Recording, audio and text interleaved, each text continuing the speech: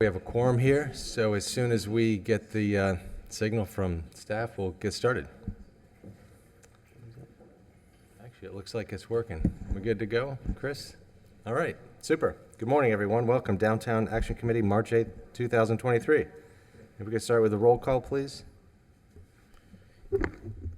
Roger Jansen. Present. Nick Mealish. Present. Gregory Gabriel. Please let the record reflect that he is not present. Michael Cuevas. Present. Stephen Graham. Present. Brian Chagas. Present. Brad McPherson. Please let the record reflect that he is not here. Kim Doe. Please let the record reflect that she is not here. Okay, good. Thank you. Item 2, minutes from the January 11th hearing. Does anyone have any comments or a motion to approve? Motion to approve. All right, second? Second. All right, all in favor, say aye. Aye. Aye, opposed? All right, minutes approved, as noted. We'll move into item 3, report from city urban designer. Good morning, Good morning, everyone. Again, my name is Claudia Aven, city urban designer, and I just have a couple of updates for you. One of them is, thank you. One of them is, I just want to acknowledge the fact that Mr. Roger Jensen was reappointed on Monday, March 6, 2023, as being part again of this committee for other 3 years. So thank you again for being part of the board. Okay, Congratulations. if you so choose, I'll be here. And then the other update that I have for you, or just a reminder that we are still reviewing the regulations for medical marijuana dispensaries, especially in downtown area. There was a workshop held on February 12, 2023. Mayor, City Commission, and Director Rick Green really talk about some options that we'll be pursuing.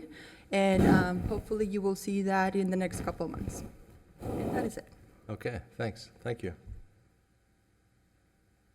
All right. Let's move on down to item 5, declaration of ex parte communication. Does anyone have any ex parte to declare for today's cases? Okay, that's none. All right, noted. Perfect. We'll move into the public hearing portion.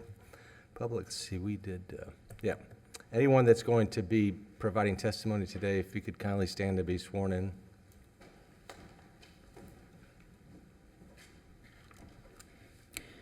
Do you swear or affirm that the testimony you are about to give in this proceeding will be truthful? Okay, thank you. All right, so today's cases. Item C, new cases. We'll start with TDR case number 23-04. Request by the School Board of Palm Beach County. Thank you, Green. Mr. Chair. For the record, Rick Green, Development Services Director. And the next 4 cases are all somewhat related, as you see, as I'll go through my presentation. But as the DAC is aware, we are managed downtown in our development by virtue of the fact we have a transportation concurrency exception area that's been approved, which allows us a maximum non-residential development of just under 15.1 million square feet that could be built, provided that 6,934 residential units are built. I'm pleased to say that as of approximately this time last year, we're at 7,715 units. We're in the process right now of finishing up our evaluation over the past year. We send that report to the county and to the State Department of Economic Opportunity, usually around the end of March, so we're calculating that. But the good news is that we've already met our residential obligation in an effort to maintain that ratio of 0.46. We're well over that right now at 0.74. So we still have another 5 million square feet left to build. And as the DAC is aware, we use the concept of the TDR to move square footages from one property to the other in order to facilitate development based on map 4-35 of the Downtown Master Plan. So as you may remember, we did this recently with the Seaboard Train Station, where we utilized the 378,000 square feet of TDRs left with the train station and assigned that to 4 separate developers. Well, what we're doing today is something very similar, except we're doing it with the Dreyfus School of the Performing Arts.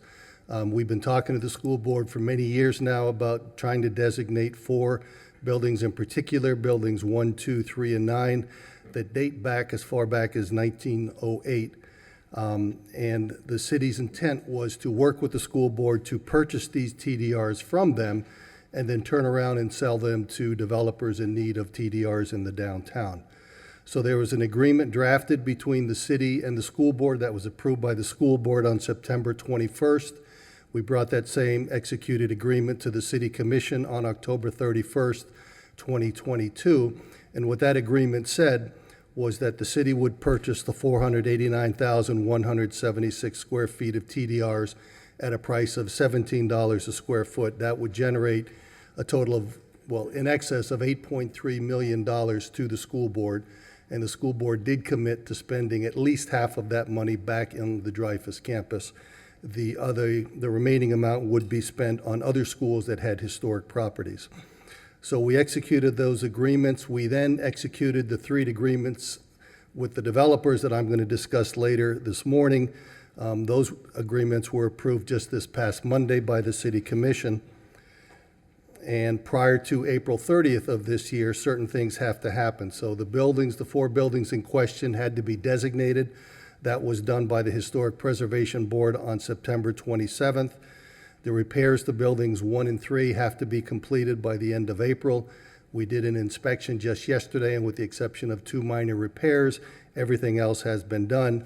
And then where we are today is where we are in the red highlight, that we are doing the actual certificate of transfers of those TDRs that we own. So this is a recent picture of the Dreyfus campus after some of the improvements. The building was painted.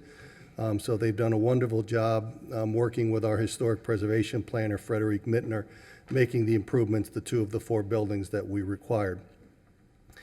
So again, the first case that's before you today, TDR case 2304, transfers 489,176 square feet of TDRs at a price of $17 a square foot to the city of West Palm Beach. And you ask, why did we step in? The purpose was we were fearful, and we did not want developer coming in, buying all of the TDRs from the school board, and then not doing anything with it, sitting on it. So we're really a pass-between, a go-between, if you will, between the developers and the school board.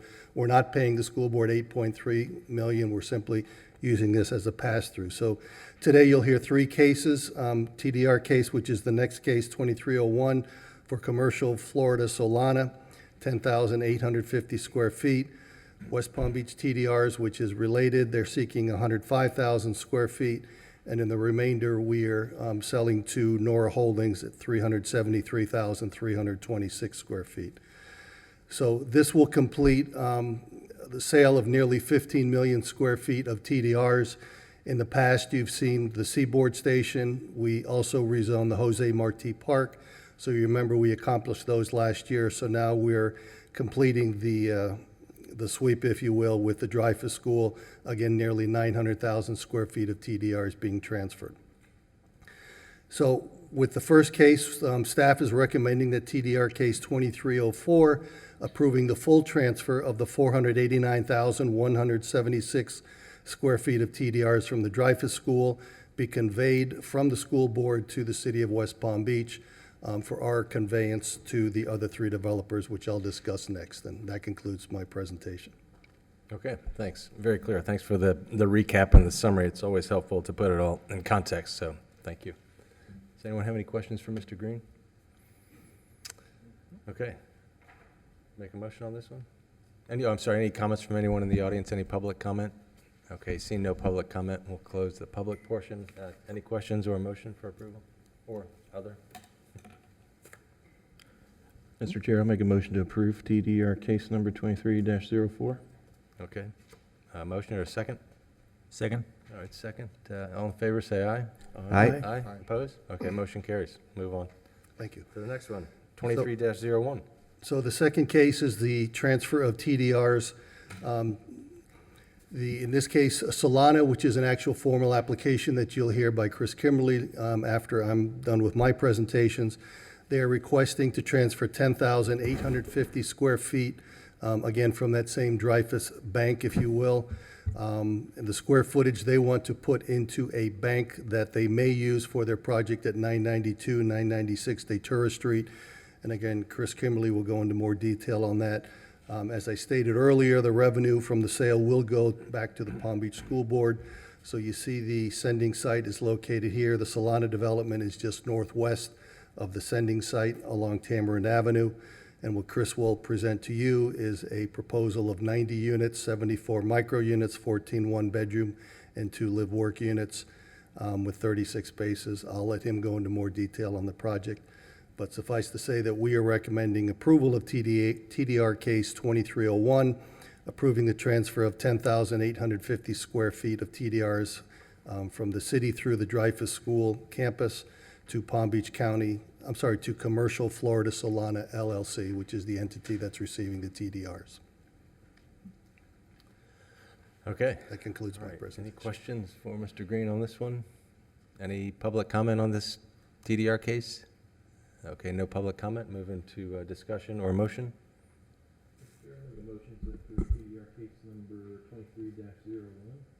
Second. Okay, motion and a second. All in favor, say aye. Aye. Aye, opposed? Okay, motion carries. Move on to 2302.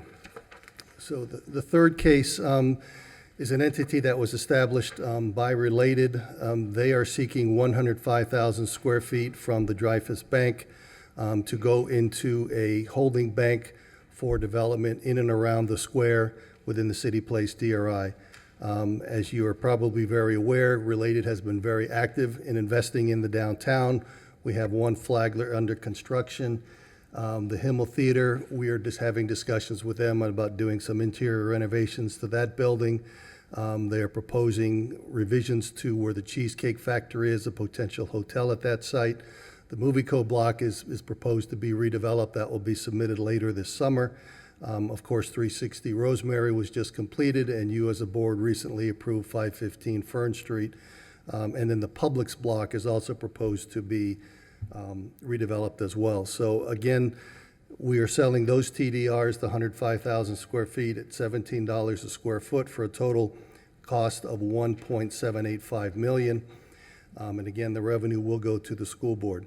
So I just wanted to show this because in all likelihood, the TDRs will be used for what we are referring to as the Publix block. So you see in the maroon or the dark brown color, this is the City Place DRI, which is treated as a planned development, also a DRI. At the very north end, in what's highlighted there, this is the Publix block. The Publix sits on the DRI portion of that block. What they intend to do is demolish the Publix, build a full-size Publix, 2.5 times the size of what's there now, and potentially put 2 residential towers on top of that. You will see that when that comes in. That'll be later this year, probably at the latter end of the calendar year. But you can see that this particular block straddles both the DRI in the maroon or the brown color and then the downtown master plan to the north. So this is just a rendering of what City Place, the square, may look like. So you've got the 2 Movie Co. office buildings that are where the Movie Co. and the Brio restaurant used to sit. This is the Macy's under construction here, 360 and 515 in the background, and this is the Publix block that I'm referencing. But at this point, everything is in flux right now, so what Related through the creation of this LLC that they're referring to as WPB-TDR's LLC, it'll go into a bank, and then in all likelihood, as they come in to develop some of these parcels outside of the DRI plan development, then they'll utilize the TDRs at that time. So staff is recommending approval for TDR case 2302, transferring 105,000 square feet, again, from the city to West Palm Beach TDRs LLC. That concludes my presentation. Okay, thanks. Very quick question on the transportation concurrency issue. Does the DRI fit into the whole? The DRI is contained within the 15.1 million, yes. All right. Any other questions for Mr. Green on this case or a motion? Or any public comment on this case? Seeing no public comment, move into questions or motion. I'll make a motion for approval of TDR case number 23-02. Okay, second? Second. Oh, yeah, okay, motion and second. All in favor, say aye. Aye. Aye, opposed? None. All right, motion carries. We'll move on to TDR case 23-03. Mr. Chair, I have to recuse myself from this item. Okay. I have a financial obligation to the property owner who may benefit from this. Thank you. Okay, so noted. Thanks. So the last case is the North Railroad Avenue District, what we've been referring to as Nora. You should be very familiar with that. A rezoning for this property was approved in February of last year. We've been working very closely with them on a series of amendments. They are requesting 373,326 square feet of TDRs at this time for a total cost of $6.3 million. And again, through the Seaboard transaction that I referenced earlier, they had acquired 186,343 square feet. So the Nora District is bounded by Palm Beach Lakes to the north, Dixie Highway to the east, Quadrille to the south, and North Railroad Avenue to the west. Again, we have received a series of 6 submittals, proposals. Some of them will be staff-related, others will be before you in the very near future. So we're working through these 6 items right now. The emphasis right now is on a lot of the infrastructure improvements, particularly along Railroad Avenue, that they are working on with our engineering department. So again, staff is recommending TDR case 2303 be approved, transferring 373,326 square feet of TDRs from the Dreyfus campus through the city to Nora Holdings LLC. That concludes my presentation. Okay, thank you. Let's see, any comments from anyone in the audience on this case? Okay, no public comment. We'll move to any questions from the board or take a motion. Mr. Chair, I'll make a motion for approval for TDR case number 23-03. Second. Okay, we have a motion and a second. All in favor, say aye. Aye. Aye, opposed? None, all right, motion carries. Thank you, Mr. Green. Thank you very much. Okay, we'll move to item 5, formal site plan review case 22-20. Request by Harvey Oyer on behalf of Commercial Florida Realty Ventures. We got one comment. If there's anyone else has comments on, I guess this being our last case, just fill out a card and bring it up front. We'll make sure that we get to hear you. Thank you.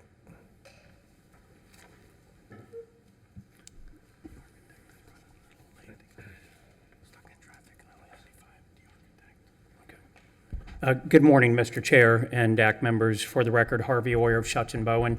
On behalf of the applicant, we're proud to be in front of you this morning seeking DAC special review approval with 2 variances of a project called Solana, which Rick Green alluded to a few moments ago, part of the transfer of the 10,000 TDRs to accommodate this project. The project location is at the corner of Datura and Tamarin, directly across the street from the Tri-Rail station. It is the combination of 2 vacant lots. The request is a formal site plan review and DAC special review for a 90-unit multifamily building comprised of 88 residential units, including 74 micro units, 14 one-bedrooms and 2 live-work units on the ground floor, a 2-level parking garage with 36 spaces. If it sounds like 36 spaces is not a lot of spaces, that is because this is a micro-unit project, so it is actually parked to code, I believe slightly over code. Great location for a micro-unit project in between the 2 train stations within walking distance of everything in the downtown. There are 2 variances related to this project that I will cover. I was just told by my colleague that the architect is running late. I was going to have the architect walk us through this, but I will do my best to do that myself while I buy time for the architect to arrive. So it might be more helpful, because you're going to have architectural questions that I cannot answer, if I skip through and discuss the variances with you. No, that sounds good. Thanks. So the 2 variances are from table Roman numeral 4-22 that requires 60% of the buildable lot frontage to be active use liners. Tamarin is an avenue, Datura is a primary pedestrian, both of which require 60% active use liner on floors 2 through 5. Our first floor is parking. Our second floor is parking. We're trying to avoid making a 3rd floor parking. So this is not a new variance to you. I think I've done 4 or 5 of these in front of you. In the original plat of the town of West Palm Beach done by Henry Flagler in 1894, of which this is a part, the lot depths and widths simply do not accommodate the math that is required, and I won't do all of this with you. It's similar to what you've seen in the past, but if you take account in a cross-section of the property, the setback requirement together with the minimum drive aisle widths, the minimum stall lengths and widths, your turning radii, site visibility angles, et cetera, you simply run out of feet to do this. And the solution in the past and the request before you this morning is to allow the upper stories to not meet the 60% active use requirement or the 15-foot liner depth requirement. That, of course, is completely mitigated by the fenestration and architectural detail on the outside. As you well know, your code is designed to protect the public from the view of exposed parking garages. There will be no view of an exposed parking garage. So much like the analogous cases that have been in front of you in the past, we are seeking relief because it is more important to us, the marketability, your staff, and I think public health, safety, and welfare to have a functional parking garage that meets the minimum drive aisle, stall width, turning radius, et cetera. So that's the summary of it. I'm delighted to go through the math with you, but the math is pretty simple. There's not enough footage in the depth of that original platted lot to make this work otherwise. And this is going in the other direction. It's the identical story. Cannot meet the 15-foot depth requirement.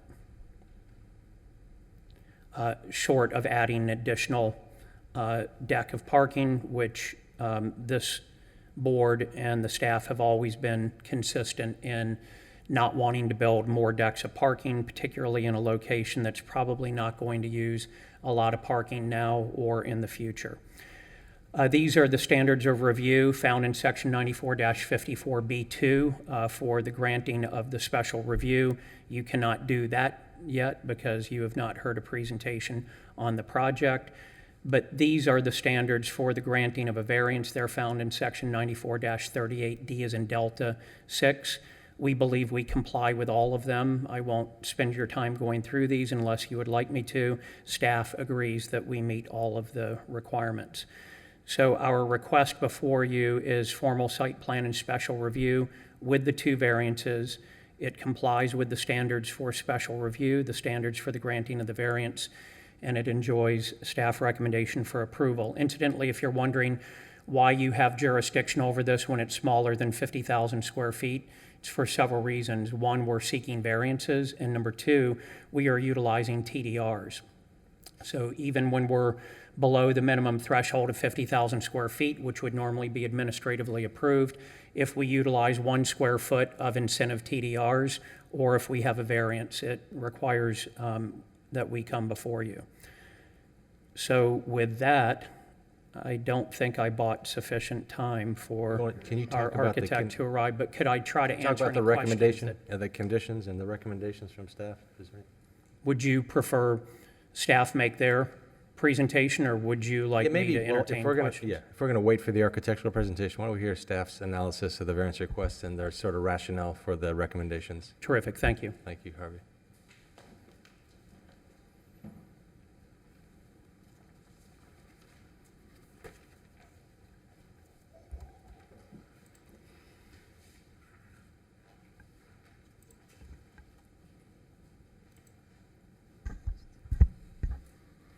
Good morning, Chris Kimmerly, Urban Design Planner. Again, as Harvey alluded to, this is for the formal site plan 2202 for 992 Datura and the Solana project.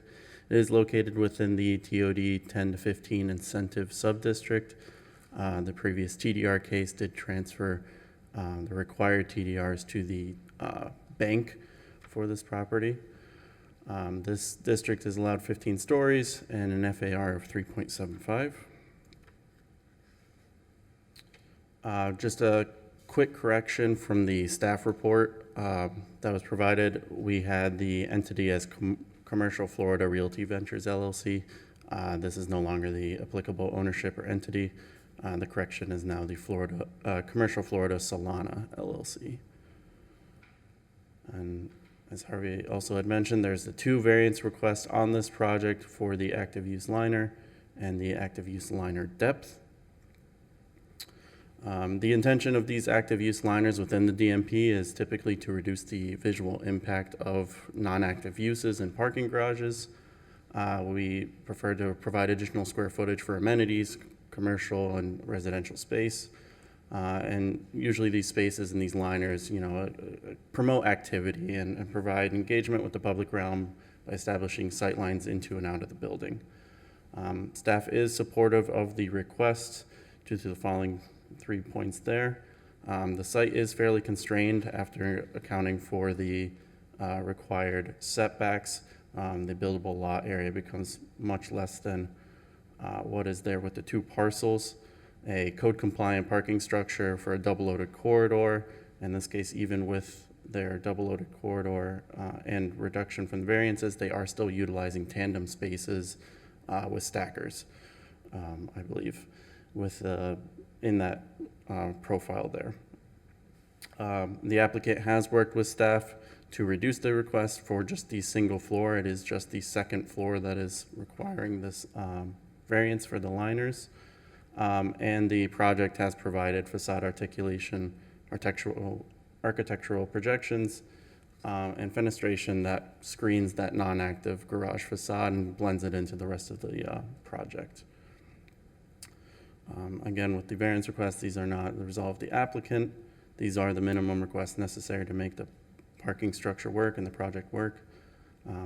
The applicant has worked with staff to optimize this design, and the variances will not be detrimental to the public health. We as staff believe that this is a great opportunity for a residential project and what is a fairly vacant portion and corridor in the downtown, one of the few that we have. Staff believes and supports that this project complies with all 10 of the variance standards before you there. And then getting into the special review itself, as Harvey had mentioned, the only reason this is really going forward for the special review outside of the variance request is its use of TDRs. And here are the 4 standards for special review. And just to briefly cover how the project complies with these 4 standards. The building mass and scale are compatible with the sub-district. They're building at 95 feet or 8 stories. This district is allowed up to 15. They are well within the FAR requirements as well. It's consistent with the development of the district. The intent of the TOD district is to encourage multifamily housing and mixed-use developments with active ground floors and close proximity to transit services, which is right across from the Seaboard train station. The mid-rise element, or the 8 stories of this project, are oriented towards South Tamarind and Datura, and this frames the wider corridors, which is also the intent of the district. And again, the facade articulation is continuous and gives them a nice contemporary design. Circulation and traffic flow. Again, there's limited parking proposed on this project. It is utilizing micro-units, which has a reduced requirement for parking. There is the internal structure, and as you can see here, these are the tandem spaces alluded to before. There is ample bike storage within this project. There is a fenced-in bike storage on the 2nd floor, and there's also one on the 1st floor that provides 45 spaces for residents to utilize, as well as additional spaces in the right-of-way. Their loading and sanitation access is internalized to the curb cut coming off of South Tamarind. There's an alleyway there currently. This will have an improved section of the alley for this project. And their loading operation is internal to the garage, and then their ramp for the upper level of the garage also comes off of this alleyway. So this is a much preferred design within the downtown to keep things off of our public streets. And again, there's also the landscape public realm and right-of-way. They have the 8-foot clear path sidewalks with landscaping and shade trees in an area that is severely lacking in a lot of the landscaping. To the building's design, again, the articulation and fenestration are consistent throughout the building. That's a very nice contemporary design for this area. And the massing, again, is oriented in a fashion that frames the corridors, and the private open space amenity deck faces toward the adjacent property, keeping a lower scale toward the adjacent properties. And within the public realm, for active use requirements outside of the request for the second floor, the first level does have active uses with the lobby, residential spaces, and then the 2 live-work units on the Datura frontage. And then the upper floors, again, above the second floor, provide the rest of the residential units. There is a public or a private open space on the 3rd floor, amenity deck, and then there's also a rooftop amenity deck as well. Staff is recommending approval based on the condition that it does meet the standards below, and this is for the special review. We do have 3 conditions for this project. The first one is just to clarify that the previous TDR case that went before you transferred the TDRs to a TDR bank. So when this project does come in for building permitting, that transfer will have to go from the bank to this property itself. So you will see that again when this building is ready for development. The second condition we have before you is because of the utilization of the incentive program and the TDRs, the applicant and developer is required to meet the downtown master plan affordable housing program. Since this application came in prior to our recent amendment, it would be under the older edition of the housing plan, but the applicant and developer has elected to select the payment in lieu on this project. And we just wanted to clarify in writing here that we have a separate agreement will be conducted between the city and the applicant for this payment to the housing fund. And then our third recommendation, this deals with the city's Art Life program. The applicant has been working with CBLA and the Public Art Department to propose where they'll facilitate artwork on their property. A final location hasn't been quite decided. There's been some preliminary ideas, but we want to avoid any conflicts that the public art may have wherever it is proposed. If it is on the facade of the building, that it doesn't impact the screening to the garage or anything like that. So if there is a conflict or if the site design has to change to accommodate the public art, we would ask that they present this the artwork and the changes to DAC once again for approval before going to City Commission for the art approval.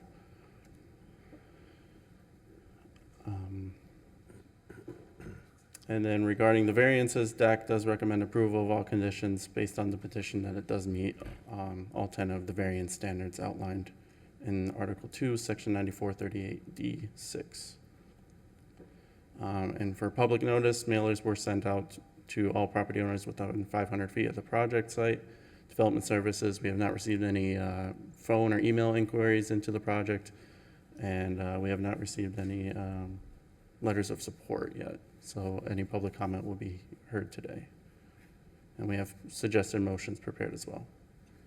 And that concludes my presentation. Okay, thanks, Chris. I guess, did the architect show up? Mr. Orr, did your architect show up? No, sir, we're still buying time, but I did want to, for the record, state that we accept all 3 conditions of approval suggested by staff. We do have our engineers here, we have our landscape architect here, so should you want to ask landscape questions, we are fully prepared to do that while we continue to tap dance. Yeah, let me just, a question to staff in terms of just order here. Could we hear public comment before we hear the completion of the applicant's presentation, or is that not proper protocol? Yeah, we can certainly hear that. Okay. Why don't we go and take any public comment now, then we'll hear from landscape and architecture and then decide how to proceed with this one. So let's see, I have a card from Barrett Singer. There we go.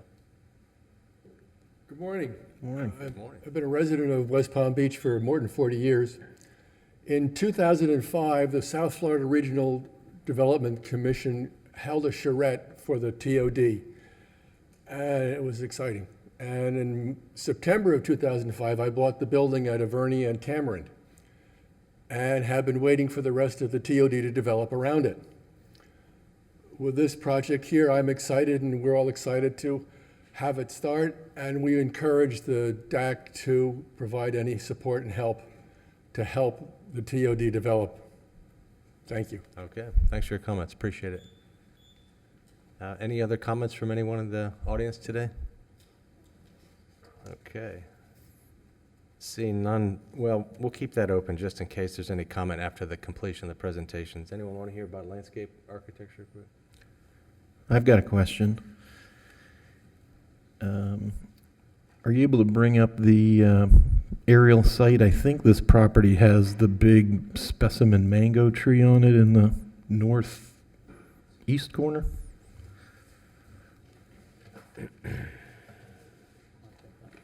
Sure. May I? Good morning, all. Morning.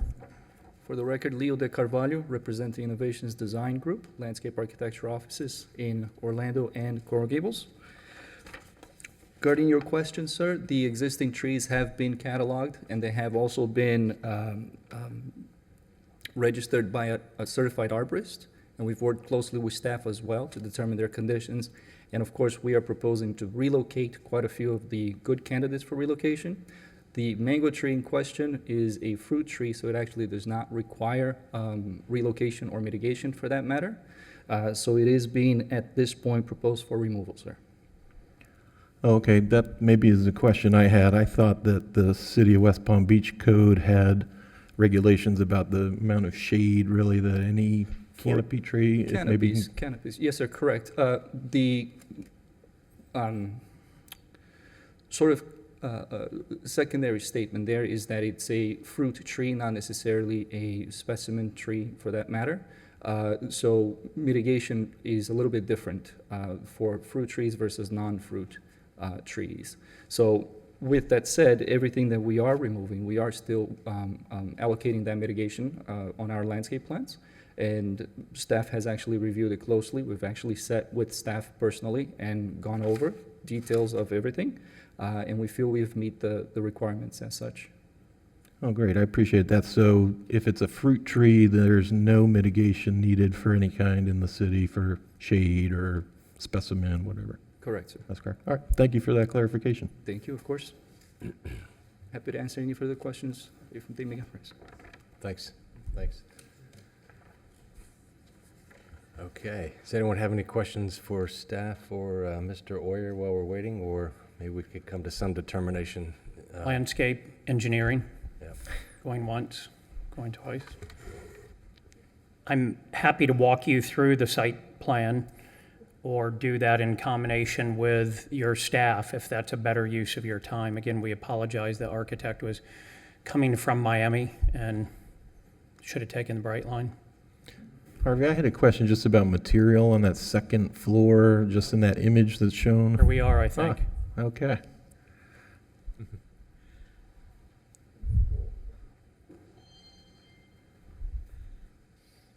Just in the nick of time.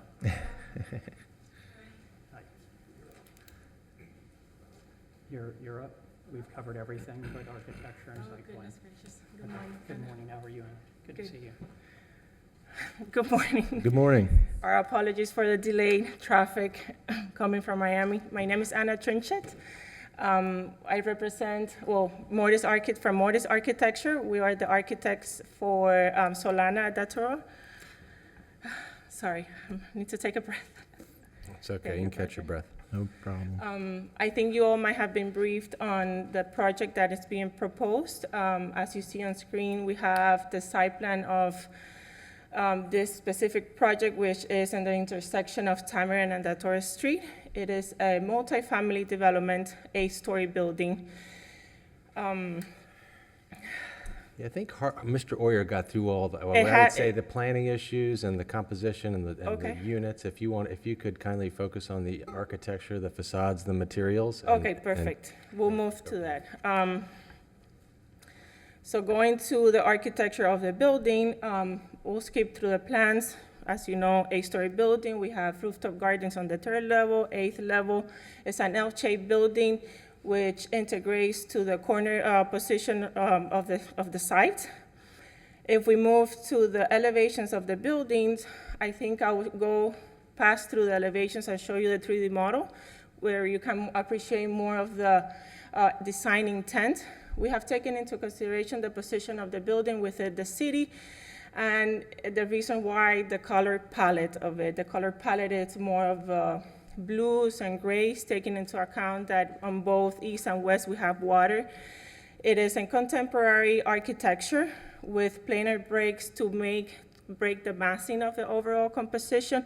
We have, as a corner intersection lot, we have a prominent corner design where we have created breaks with the balconies, and overall we have taken into consideration several architectural elements such as canopies, extrusions on the roof to to interrupt the rhythm and continuity of the facade.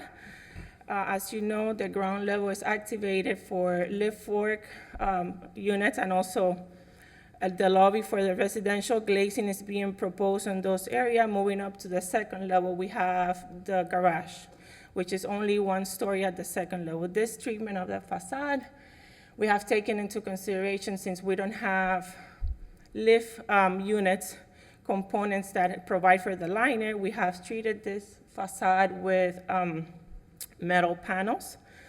These metal panels will also be integrated with a color of blue and light grays to give, to continue the presence of the water in the building as is situated in close proximity to it. This is the intersection of Datura and Tamarind. Moving forward, we have what it could be one of the, looking to Datura, the other side where you appreciate how the building massing breaks on top of the 2nd level, where you have the residential tower, but you appreciate the garden and the public realms for the residential use on this project. Moving forward, we also have looking at Tamarind, where you can appreciate as well some of the architectural treatments that we have used on the facade to break the planes, the architectural treatment on the roof level of metal canopies, the integration of the garage design, and also the possibility for an art wall on the garage walls where we don't have openings. Take into consideration the public arts component for the city as requested. And this is one of the last slides, and if you have any questions, please feel free to ask. Okay, thank you. Thank you. I have a question on the material, the metal panels on the 2nd Yes. floor parking level. My assumption is those are permeable and per code for the airflow and everything. They look Perforated, sort of yes. intended. The intent is just for them to be perforated metal panels for the airflow of the garage as well, but they're not, the intent is for them not to be solid. So is it like a 50% kind of, Yes. 50% open, 50% We haven't solid? done the calculation, but yes, that's the intent, specifically because we have those 2 facades to the street. Thank you. No, you're very welcome. Anyone have any other questions for the architect? Yeah, Gregory here for the record. I have a quick question regarding the unit, the glass mirrors on the units. Just mention, I know it's gonna be a high rise, and just for privacy, is there like a film cover reflective for the mirror, meaning that people from the outside would not be able to see? Because as we get more density, more privacy for the residents, that someone next door not really seeing them. So just want to know what's the finish on the window covers. On the window covers? Yeah, For the units? yeah, for the residential units. Yes. Okay, for the residential, well, as you see also, the building placement is on the adjacent property setback because of the L-shaped building, so there's quite a distance of any of the adjacent properties, new developments that might occur. The intent for the windows, we have not specified any film for the windows just yet. The intent is more of an interior decoration on blinds and curtains for the privacy purpose, so the owners, or I'm sorry, the residents could have the choice to have, natural light coming in with a little more strength, and then at time of more privacy, they'll use the blinds at that point. Okay. Thank you. Oh, yeah, go ahead, Brian. You're showing artwork on the east elevation wrapping around the south elevation. Has that been worked out with Art Life staff? Or Yes. is that still in process? No, it's still in process. It's just a reference image of the intent, but it still has to be coordinated with art staff and what will be the final outcome and design. I have to say that I actually really like the shear walls and how they angle back. It gives a lot of movement to the building on those frontages, and especially on that rear elevation with the stairwell. And it kind of really helps it, yeah, that one there, to kind of have that movement along the, that's the Datura elevation, correct? Yes. And I just think that that really adds a lot of effect, especially with the angled balconies. So I applaud you on that. For a building that's on such a tight site, it seems to have a lot of movement, horizontally, as well as with the vertical articulation. So Thank you. kudos to you on that. Thank you.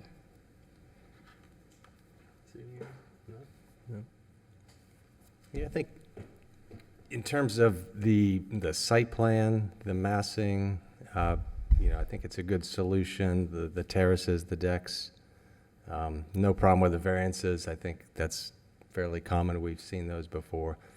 I think I understand what's going on here. I just have an issue with some of the articulation of the facades. It just seems a little bit random and incohesive at this time. And I think it probably could utilize another stab at the composition of the facades. Like, for example, in particular, just referring to the rhythm of the verticals, the horizontals. You have the white base, then the projecting panel of the garage level with the perforated panels. Just seems to really lack cohesion of organization of the elements of the facade and the articulation. You're using, I guess that's painted stucco, the grays and the blues? Yes. Sort of just for these random points of starting and stopping the painted areas. I don't know if the angled cantilevered portions are necessary. I like what's going on the roof deck as an element, but it'd be nice to see how that could integrate the corners and sort of all tie together somehow. But again, it just seems like there are a lot of random components put together here. And I don't think as a whole it's perfectly successful now. I think it's got great potential, but I personally would like to see another stab at the facades and the way you're articulating the different materials. Maybe it's a different use of materials instead of just the color changes. But in terms of the variances, the composition, the layout, the plan, I think it's very successful. I'm not quite sure how this public art component's integrating into the facade.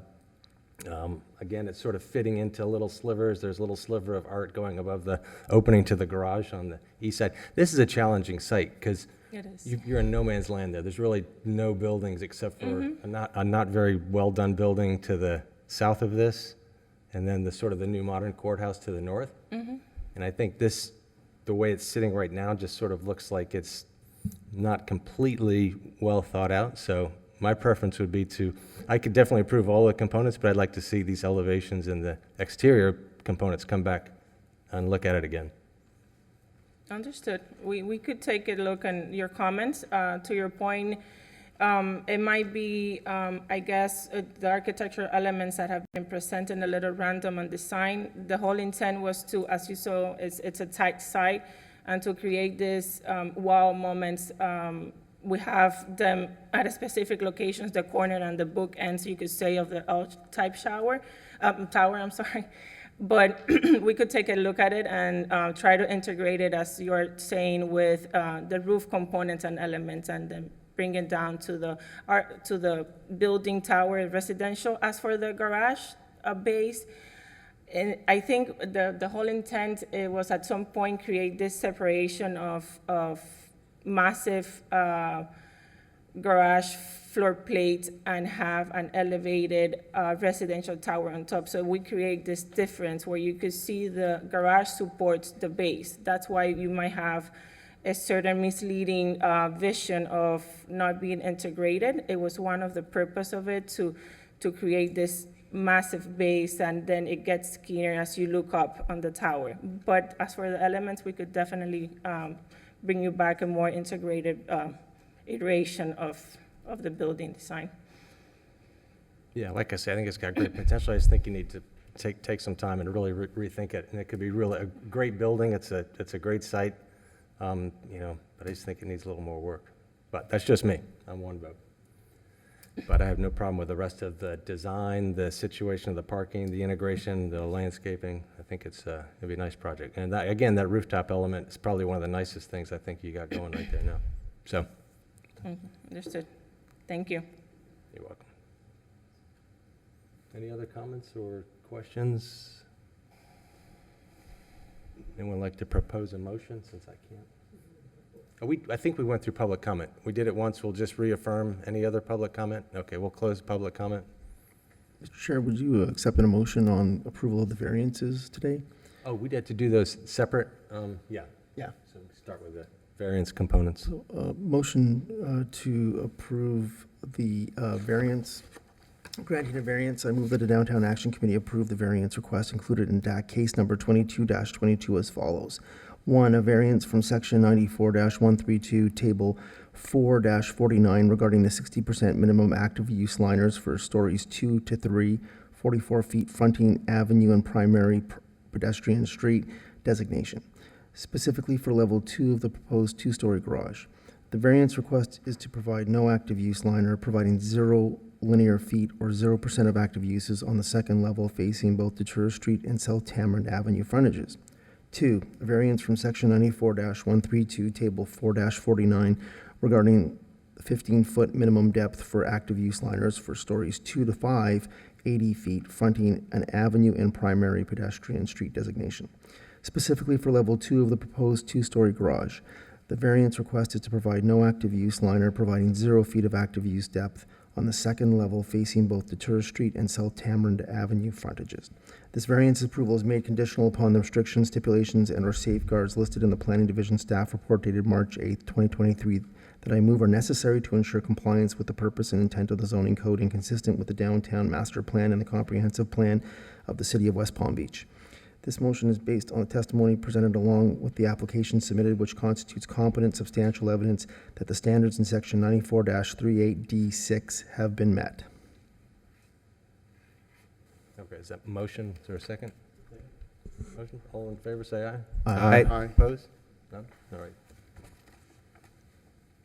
And then,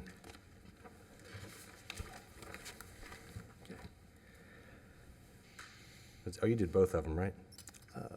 That's just the one. Okay, do the second one then.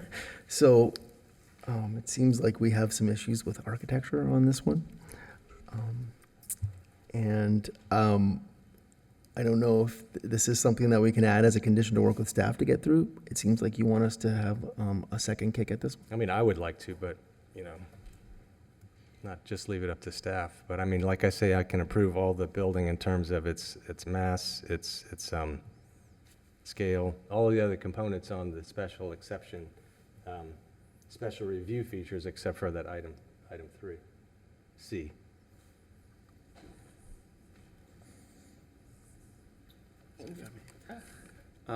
If I may, I would suggest that then we would have a conditional approval of the special review and then add a 4th condition that the final facade and architecture be presented to DAC within the next meeting.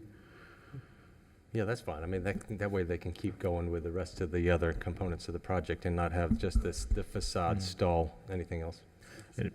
Or we'll bring it back with, whether or not the next meeting, but we'll bring it back again before DAC, so we're not putting pressure on them to get a design turned around too quickly. Yeah, but that's fine. And it seems to me that what your comments are relating to a material in the sense of the external of the building. They're not necessarily going to impact internal layout, site design, circulation, those kind of things? I mean, to put it in a few words, it would just be the organization and composition of the facades and the art, the relationship and the materials and yeah, that's it. Motion to approve granting the special review. I move that the Downtown Action Committee approve the special review for DAC case number 22-22 as listed in the staff report dated March 8th, 2023 with the following conditions. 1, prior to building permitting, the applicant developer shall fully transfer the TDRs required for the incentive FAR or additional development capacity.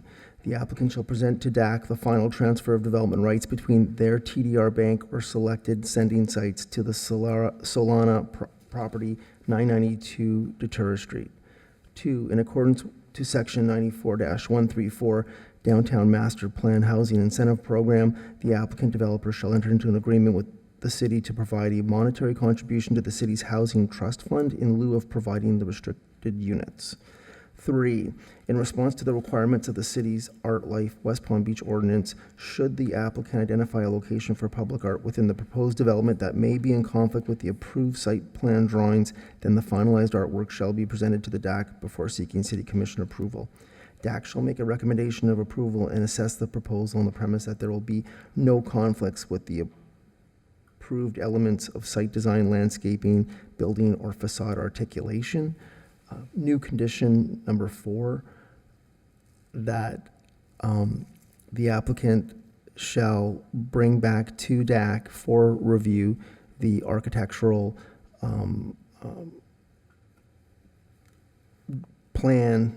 architectural design based on DAC comments at this hearing regarding the organization and composition of the external elements of the building. All right, sounds good. Second. Motion. Is there a second? Second. Okay, all in favor, say aye. Aye. Opposed? All right, good. Thank you very much. Appreciate your presentation. Thank you. Thanks.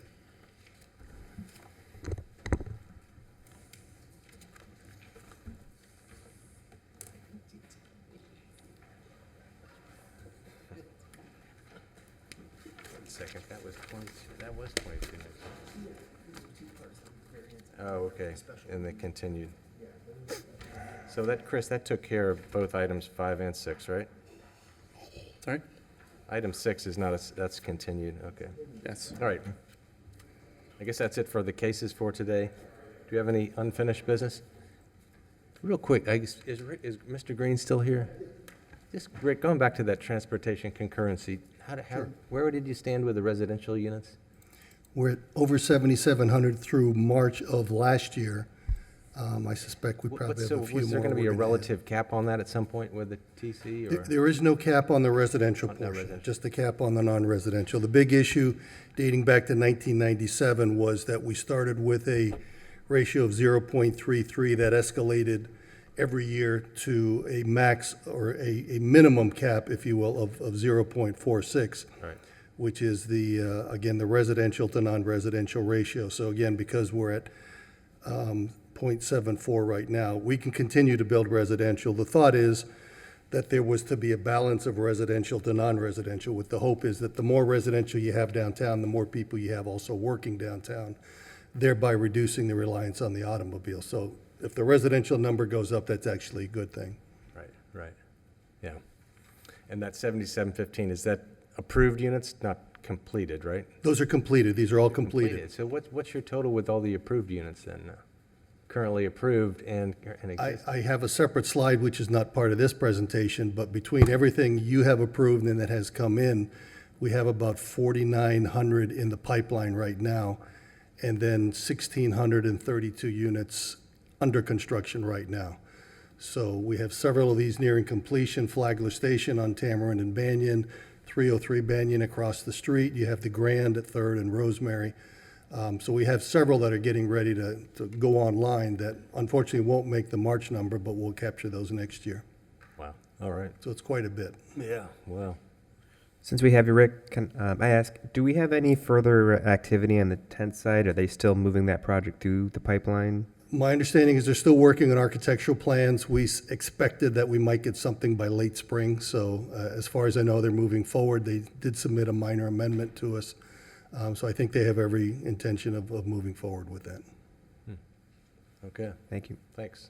You had mentioned, Rick, the building at Tamarind and Banyan is close to being open, is that correct? Flagler Station, yes. Flagler Station, and that, it just reminded me of that project with this micro unit, and do you know, just out of curiosity, are those all micro units all leased? Flagler or- Station is, you're going to test me now, 98 units?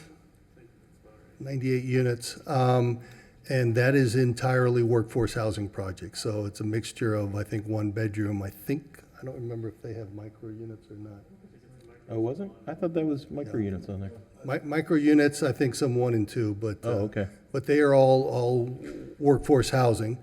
You've got the Grand that's nearing completion as well. That's 309 units, and about 2/3 of those are workforce housing as well. So again, we're making the big push. As you remember, a year and a half ago, we did the workforce housing incentive, so we're hoping more developers take advantage of that. But surprisingly, I think, Mike, I'm doing a presentation to the Downtown Neighborhood Group. I've got a graphic that'll show, we probably have about a dozen projects right now that are either workforce or have a micro-unit component right now. Wow. Yeah, Thanks. interesting. Well, thanks, all right, appreciate it, thank you. Any other unfinished or new business or other business, anyone? No? Okay, I guess we'll adjourn today's meeting, thanks, everyone. Thank you. Thanks.